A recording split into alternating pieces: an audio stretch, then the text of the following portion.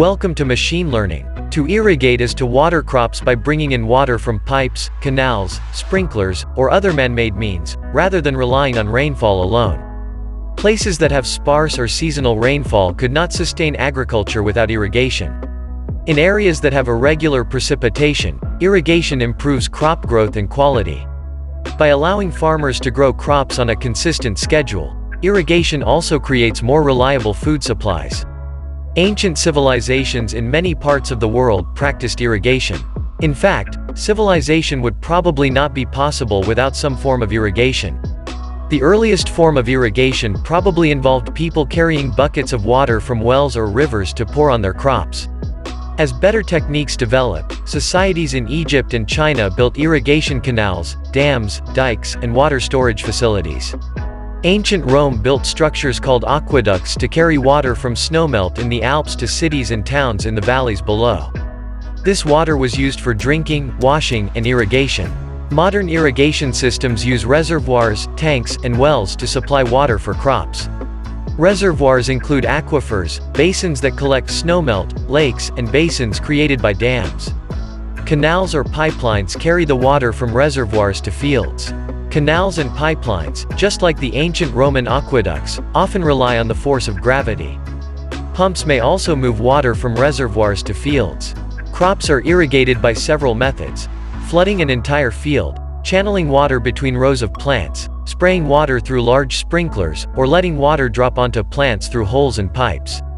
Letting water drop onto plants through holes and pipes, known as drip irrigation, is considered one of the most efficient methods of irrigation. Drip irrigation focuses the water onto the plant itself. Other methods can waste water by letting it absorb into the ground where there are no plants. Water can also evaporate into the air when sprayed through sprinklers. During the 20th century, the amount of irrigated land in the world doubled. An estimated 18% of the world's cropland is now irrigated. This expansion has occurred mainly in Asia, Africa, and South America. Even desert ecosystems like those in Jordan use irrigation. Jordan uses a variety of irrigation techniques with groundwater from wells and aquifers. To help meet the world's demand for food, more farmland and more irrigation may be needed. Many experts fear that the expanding use of irrigation in some areas will deplete aquifers, reducing the amount of freshwater available for drinking and hygiene. The Aral Sea, in Central Asia, has been almost completely emptied by irrigation.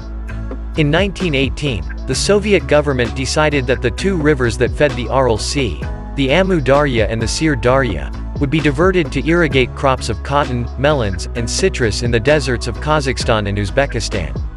Canals were poorly built, and much of the water went to waste. Before large-scale agriculture was introduced in the 1940s, the Aral Sea had an area of 68,000 square kilometers, 26,255 square miles. Today, the Aral Sea has three separate lakes, with a combined area of fewer than 17,000 square kilometers, 3,861 square miles. The Aral Sea ecosystem has been nearly eliminated. The area's once thriving fishery has been destroyed. Huge fishing vessels now sit abandoned in the middle of the salty desert. Kazakhstan and Uzbekistan are working with environmental organizations to preserve what is left of the Aral Sea while still allowing farmers to irrigate their crops. Kazakhstan, for example, built a dam to retain water in the North Aral Sea, one of three lakes now in the area. Fish are slowly returning. Improved irrigation canals from the Amu Darya and Syr Darya also reduce the amount of water lost to agriculture.